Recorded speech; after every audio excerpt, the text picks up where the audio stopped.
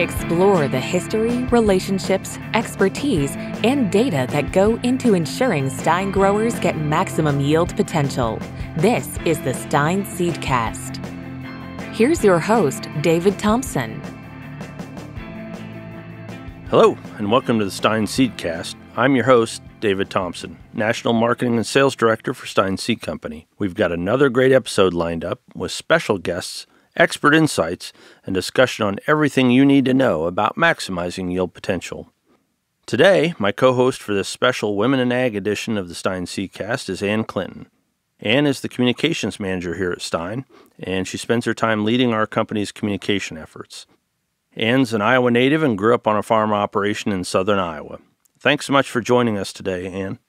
Thanks, David. Happy to be here. So all throughout the month of March, at the crossroads of Women's History Month and National Ag Week, Stine celebrates the many women in agriculture who are helping the industry prosper. On today's Women in Ag edition of the Stine Seedcast, we're excited to welcome special guest Jessie Scott, Editor-in-Chief for Successful Farming. Welcome, Jessie. Thank you for having me. Looking forward to the conversation. So as Editor-in-Chief of Successful Farming, Jessie and her team help share the important stories of agriculture, ranging from crops and equipment to commodity prices and innovations in precision. On this episode, Jessie will share her background in agriculture, her path to ag communications, and her approach to storytelling to engage audiences. So let's get started.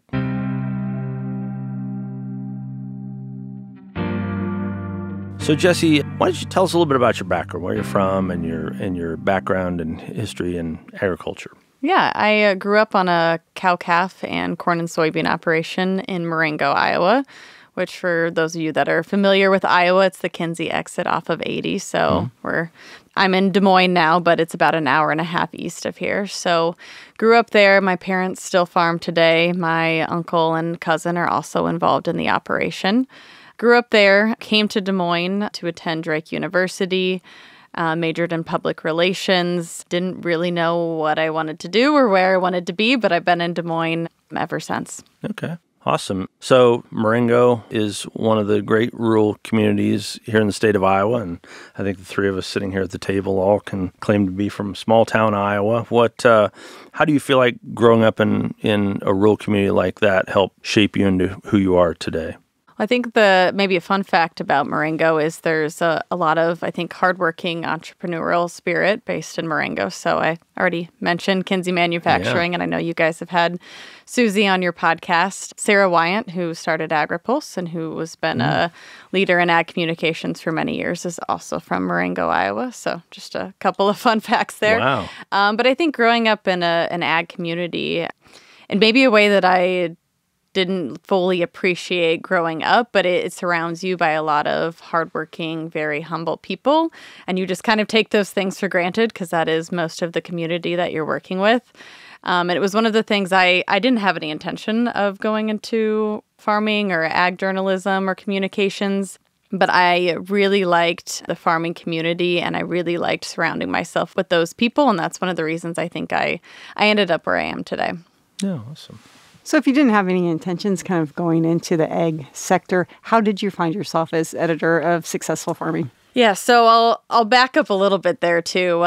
I could have had a very direct path to where I am today. I grew up on a farm. I could have majored in magazine journalism or ag communications. And if I had known where I wanted to be back when I was in high school or in college, I probably could have or should have done that. But I really didn't know what I wanted to do. As a kid, I loved reading. I loved writing. I think there are a lot of farm kids that grow up that love farming and they love agriculture, and that's always what they see their future in. And I didn't see that. My skill set is very different from my father's skill set.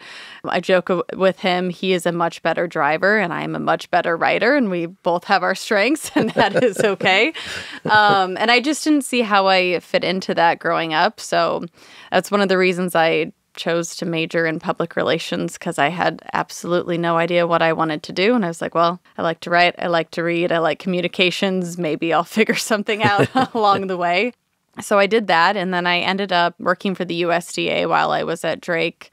Had an internship here in Des Moines, the Rural Development Office in Iowa, and then I spent a summer out in D.C. And working in the ag industry in that capacity, I wrote a lot of press releases. I got to write and submit some articles for Wallace's Farmer, and that was really my first exposure to ag communication in the ag industry in more of a formal sense. And I really loved it and connected with it. I still didn't know when I graduated from college what I wanted to do, so I worked at an advertising agency here in town, Strategic America, for about a year. At the time, just through some happenstance, I got connected with Dave Mowitz, who was a longtime editor at Successful Farming. For those of your listeners who have read our magazine and our publication for a long time, he was there for 40 years. He still freelances for us. Thankfully, he never fully retired, so you still see his byline in the magazine. But I did some freelance for him, and he had a position open up and convinced me to switch from public relations to journalism. And I'll be honest, I was a little hesitant about making the shift at the time because I had studied for public relations. Most of my internships had been more geared toward that, but I decided to make the shift because I really liked the connection I had when I worked at the USDA. I really liked the mission of helping farmers be successful and being committed to something that was a little bit bigger than just myself or the clients I was working on at the time. And I've been at Successful Farming for 11 years now, so it was a really good decision, I think, that I was hesitant about back then to make the switch over to ag journalism. So when you started with Successful Farming, then were you in that machinery side of the equation? Yep. So Dave at the time was our machinery editor, so he was writing all of our columns on late model, low-hour used equipment. My role was innovations editor, which was a fancy way to say it, that I covered all of the new equipment introductions. So I started at the end of 2012, so we were sort of still at the peak of high crop prices, so there were a lot of new equipment introductions at the time, so it was a really fun role and a fun time to cover new equipment. I did that for about 3 years, started primarily print and then moved into digital, did some video work for our television show, which we were joking before the podcast.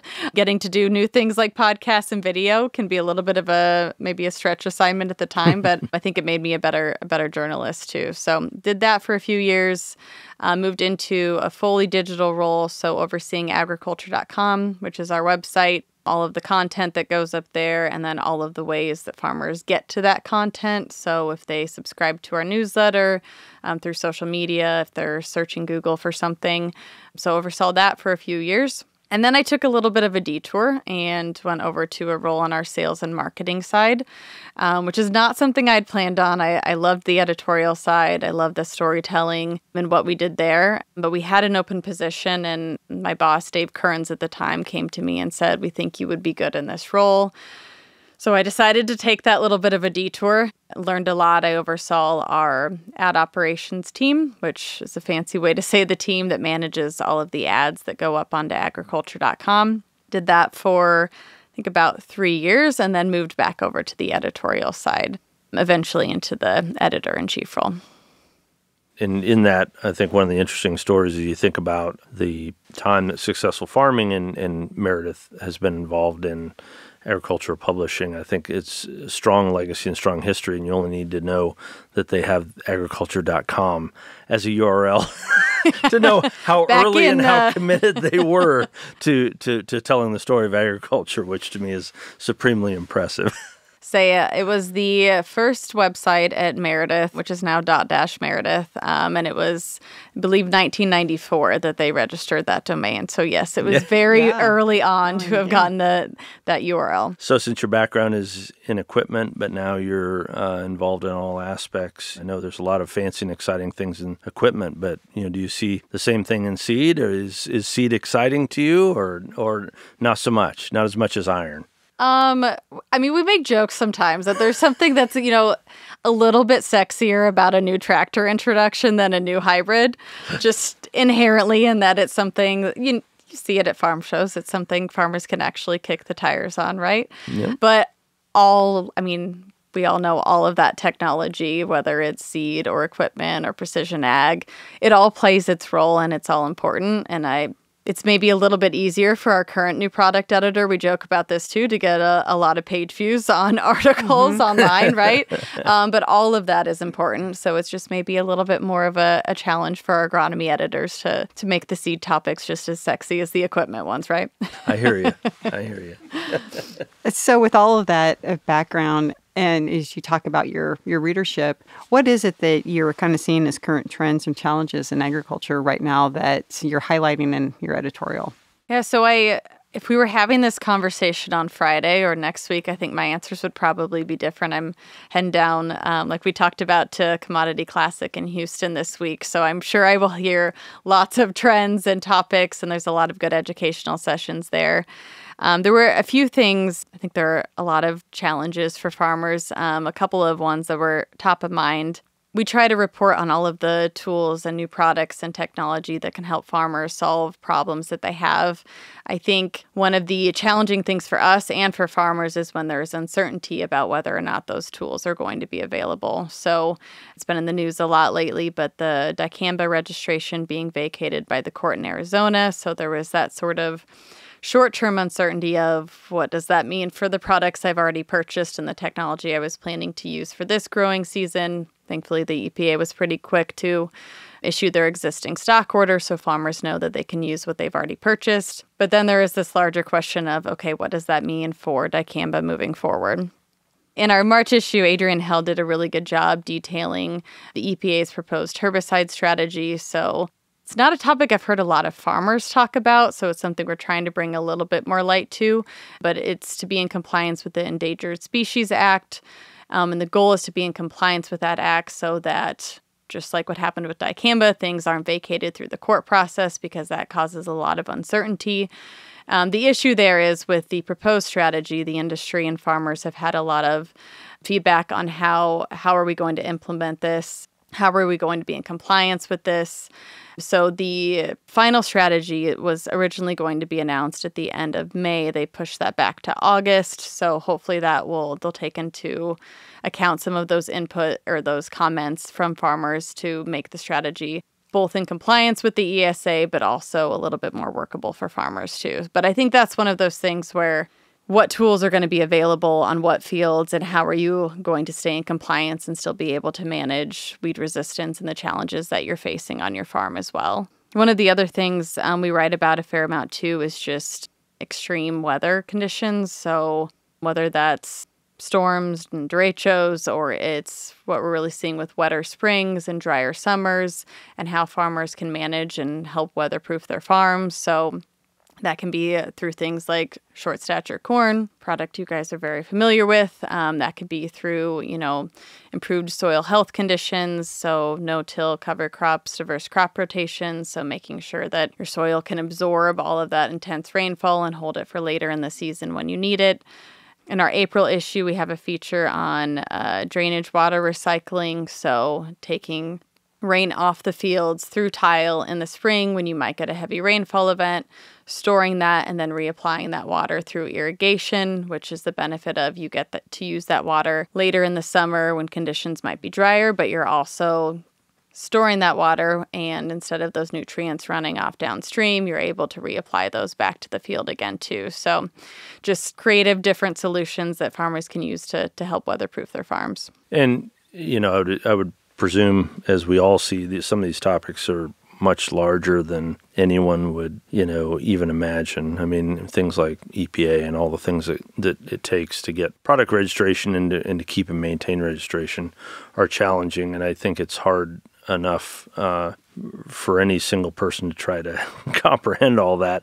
But then to break that down into an article or content that you can provide to growers because they want to get to the so what, right? How does that impact me? And that's the real challenge is how do you take that topic and distill it down to provide that guidance to the grower, because that's what they're looking for, right? And if Adrienne was here, she probably could have answered that a little bit more concisely than I could have too, because she spent a lot of time researching that topic. But that is our challenge of here's why you should care that the EPA is putting together this strategy, and here is why you should be giving your input or making sure that the American Soybean Association or other groups that you are a part of are also weighing in on these topics, because yes, it is complicated right now, but it is ultimately going to impact what products you have available to use on your farm and on what fields you're able to use them on.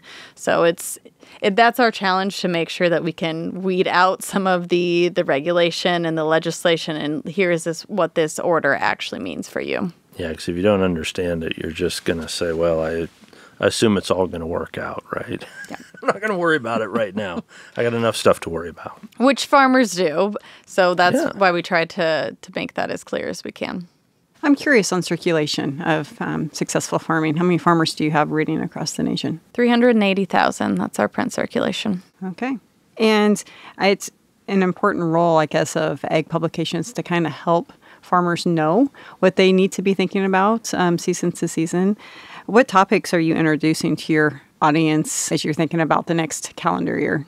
Yeah, and I see our role really as not telling a farmer how to farm, but trying to give them, here's the information about new products or practices, or here's what is extension or what this expert is saying, so that a farmer can take that, can absorb it, and decide what's best for their operation, both for today and down the road as they're planning. I think what we can help them with, too, is to shed some light and provide more details or more information on larger issues that may also impact their farm or how they farm. So two that come to mind from this year: foreign land ownership. We did a feature on that in January, and carbon pipelines, which will be our cover story in our March issue, which will be out end of this week, probably about the time the podcast is out, so that works out well.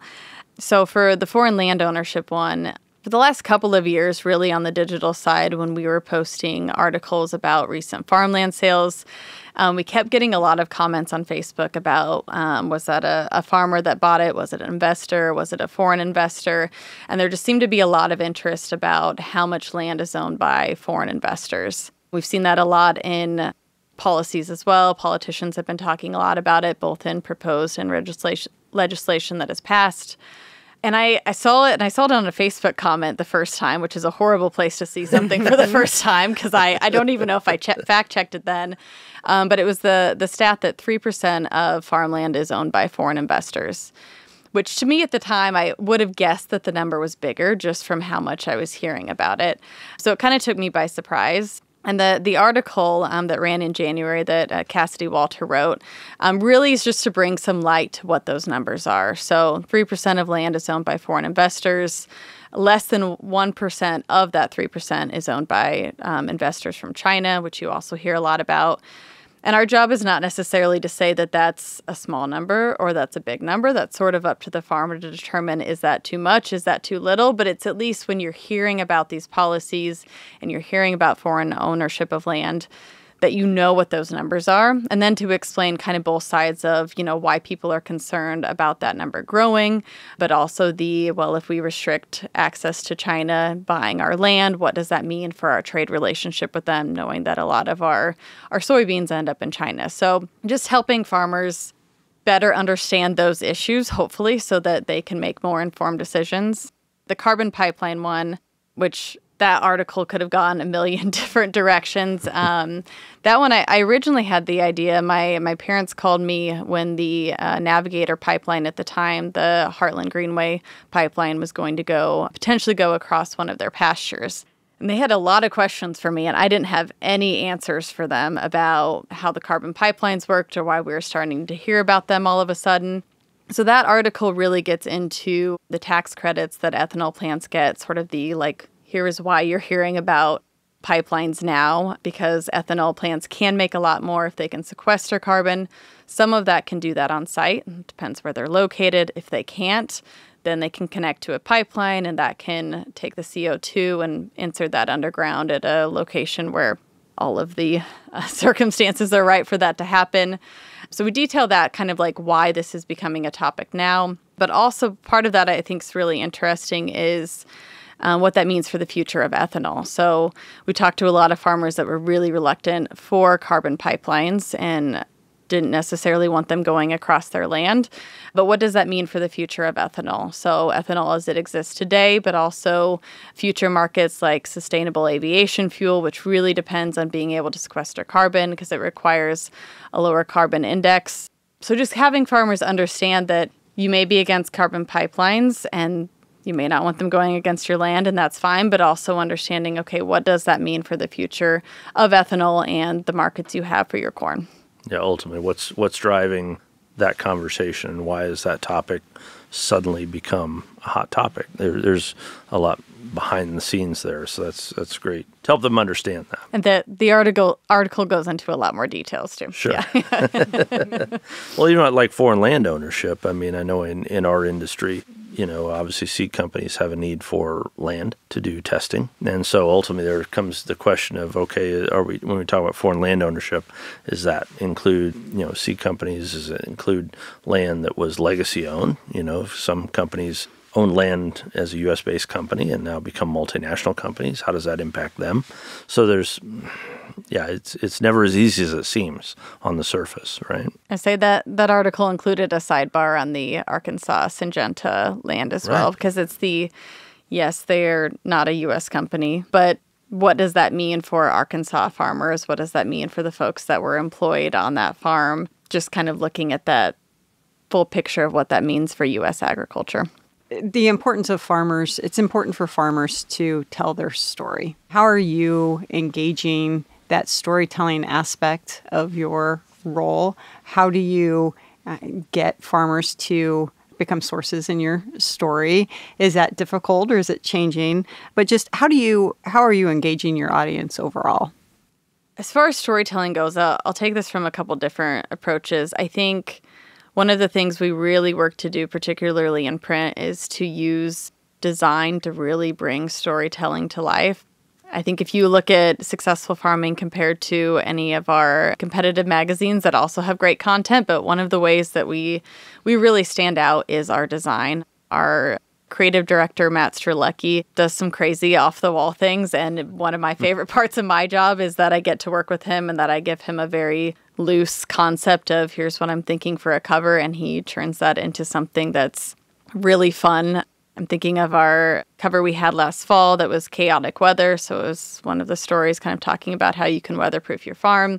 And the entire cover he made sort of windswept, so even the logo and things were a little bit out of focus, which I was worried. I'm like, maybe I'm going to get some letters about that. I didn't get any, but he just has a lot of fun with design, and he really, I think, takes the stories and helps bring them to life. And I think that's really important because we know farmers' time is limited. We know they get a lot of other publications. And so we want to make sure when that magazine gets on their stack that there is an intriguing cover that's going to hopefully pull them in. So I think part of storytelling is the design of it, how you can pull people in. The foreign farmland ownership story, he also put together this great infographic.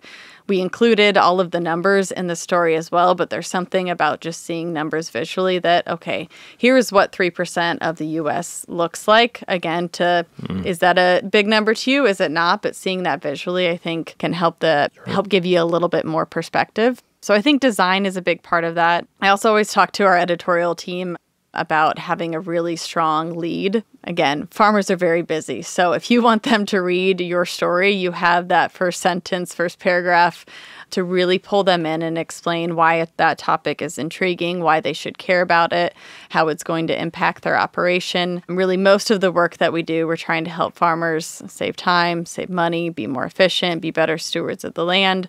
So really pulling in and showing them how they're going to learn that from that story. A little bit less storytelling, but we also, paid quite a bit of attention online to SEO, so search engine optimization. Say if you can have the best story on managing something like Palmer amaranth, but if a farmer can't find that article, then it's not doing them any good. So just teaching those best practices to our editorial team as well. As far as, getting sources, I would say our editorial team finds farmers in a lot of different ways. We go to a lot of trade shows, field days, events, make a lot of connections that way. And we also have a lot of companies that work with farmers that find great leads or find farmers who are doing really innovative things or trying out new technology. Or maybe they're just getting started and they just have an interesting story to share. So we really rely on our partners to provide sources for us as well. As far as getting farmers to open up, I think, Lisa Faust-Prater on our team does an excellent job of doing this. She's a really good interviewer, and I think she makes farmers feel really comfortable. One of the things we do, which you guys said to me too, is we always send farmers a checking copy so they can look before we publish something to make sure we got all the details right. So I think that takes a little bit of the pressure off of, I don't have to worry quite as much about what I'm saying or making sure I have all of the details right. And it's we're talking to farmers because we want to highlight their story. We want to take what they know, what they're learning, and be able to share that with another farmer. And I think that really resonates with them too. Jesse, I was going to ask, I guess generational shift is something that continues to happen in agriculture. As a publisher of content, how does that impact? How do you approach that market when you have operators who of varying ages, who are the full-time operator or the owner-operator, and their appetite for content or where they go for content are very different approaches? How do you manage? Because you don't just manage a magazine, right? So how does your team deal with that? Yeah, so we have the magazine, agriculture.com. We have multiple podcasts, including a new one, 15 Minutes with the Farmer, that I'll plug while I'm here. We also have a radio show. So we have a lot of different content that we produce. We do a farmers' use of media study every couple of years just to kind of give us some better indications of where farmers are consuming content and how that changes among different generations. The surprising thing we saw last time we did that study was that younger farmers weren't just consuming more content online or more podcasts, but that they were consuming more media across the board, which I think makes sense. If you're getting started, you want to consume as much as you can because you're learning and you're just getting going. So that little bit of comfort in that they're still reading print and they still rely on print, but they're also consuming more media across the board. So for us, that means we have to be in more places. But that's not necessarily a bad thing. Online, we can tell lots of different types of stories, and we can tell more beginner or 101 type stories for farmers that might just be getting started. And then we can also go a lot more in depth for farmers that are looking for something that's a little bit more instructional as well.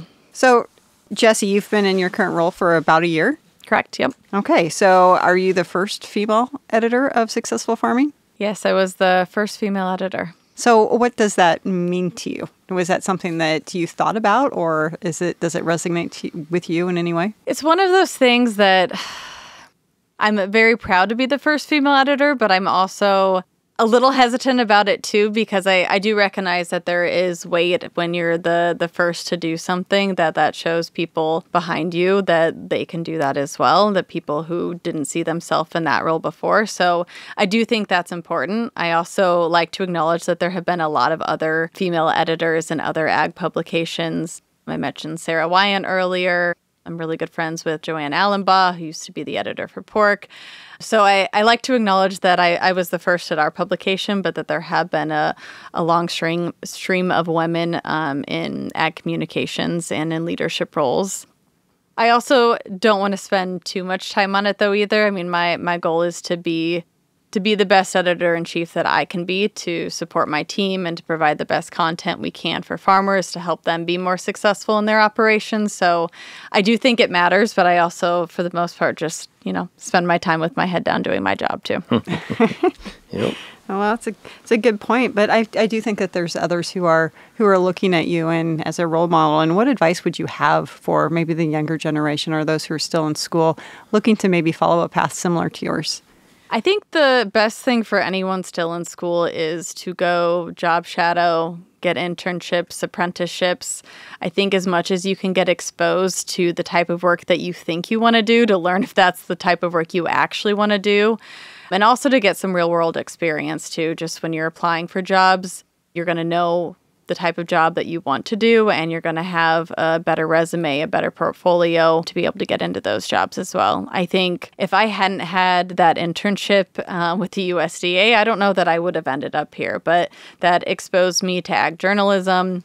Darren Leach was my boss when I worked at the USDA. He introduced me to my boss at Strategic America, who ended up introducing me to Dave Mowat. So all of those connections are really important too. So I would I wouldn't say I'm the world's best networker by any means, but I do think there are some advantages of networking and getting to know people, getting to know the people who have jobs similar to what you want to do. If anyone's listening and wants to come job shadow or spend a day in Des Moines, I would be happy to do that. And I know others on our editorial team would as well. Well, and ag is a notoriously small world. I mean, we're all connected, and whether you're on the industry side or involved in farming, I mean, if you're in it long enough, you get to know a lot of people, and it's a tight-knit community. So that's good. Yeah, it's sort of the twofold: network well and don't burn any bridges, right? As we're talking about celebrating Women in Ag Month, I wonder, are there any female influences in your life that you would mention as were influential to you growing up or in your career? Yeah, I think probably first and foremost would be my mom. She's a strong, independent woman, and I had the twofold role growing up of being a farmer and a stay-at-home mom. She was the primary caretaker for me and my sister, but also was, I think, very much an advocate of using the description of herself as a farmer instead of a farm wife. My mom's very involved in the operation. She does all of the business and all of the finance side, and also does a lot on the cow-calf side. Some on the row crop side. She'd like to be doing less of that if my dad would ever retire, but that is a separate conversation. Yes. But a very strong, independent woman, and I'll caveat that with there's nothing wrong with being a farm wife or a farm husband or a farm support in any other way as well. But, I think Mary Pat Sass does a really good job explaining this for herself. She defines herself as a farm wife. My mom described herself as a farmer. So, just making sure that you're not assuming somebody is something just because of their gender or their role, and growing up with that strong influence. The other one would be my grandma. My grandma was a longtime editor at our local newspaper, the Pioneer Republican, and she worked, I think she technically retired in 2000, but she still submitted articles up until 2019 when she died. Didn't really retire. Yeah, but never really retired. She wasn't good at that either, yes. But she would go to the hospital board meetings and cover that for the paper. And just her work ethic, her belief in journalism, her belief in the importance of local journalism and being informed was also a really strong influence. And if I'm mentioning both of them, I probably also have to mention my dad, who is just the hardest working person I know. I know when everyone says that probably about maybe a parent or if your parent's a farmer, but he has worked extremely hard. He started farming at 10 when he bought his first calves. He rented his first farm his junior year of high school and bought his first farm his senior year. When I talked about earlier, I didn't know the path that I wanted to go on. He was very set from a very early age about where he wanted to go, and he's worked extremely hard to get there. So I would say that combination of people. Okay. And, I guess Ann and I have both in our past lives been involved in managing magazines. So do you get notes from home, from family, on articles and things, little guidance or tips or ideas? Yes, I do. Most of the time it's welcome. Yeah. But no, it's fun, like I mentioned, the carbon pipeline article. I think we would have covered that story eventually anyways, but it was just the aha moment for me of talking with my parents, and they had all these questions and I had all of these questions too. It's also been fun. As I was putting together the calendar and the schedule for print this year, I made a couple of changes to some of our departments. And when I was home this past fall, I sat down with my dad and just kind of threw a couple of them out at him just to see what he said about it. So it's nice to have them as a sounding board too of does this make sense? Does this resonate with you? Do you still have questions after reading this article? They'll keep you humble, which isn't a bad thing. But I want to get that feedback from our audience of, is our content helping you? Are you getting the answers you need? Are there different topics we should be covering? Do we need to go more in depth? What can we do to keep being a valuable tool on the farm? Not at all bad to have a sounding board on speed dial. Yep, it's very helpful. Well, Jessie, a lot of times as we close up interviews, I ask where they can go for more information, but I guess in your case, they can pick up a magazine. That's a good place to start. But anyway, so really enjoy having you on the podcast. Thank you for joining us today, talking about your journey as a woman in ag and as editor-in-chief of Successful Farming Magazine. We appreciate learning more about you and your story and what your team does to support agriculture each and every day. Thanks for joining us. Thank you for having me. Well, that's our time for today. I'd like to thank our guests and our listeners for joining us for another episode of the Stine Seedcast. We'll be back again soon with more expert interviews and insights about all things Stine. And to never miss an episode, subscribe to the Stine Seedcast wherever podcasts are found.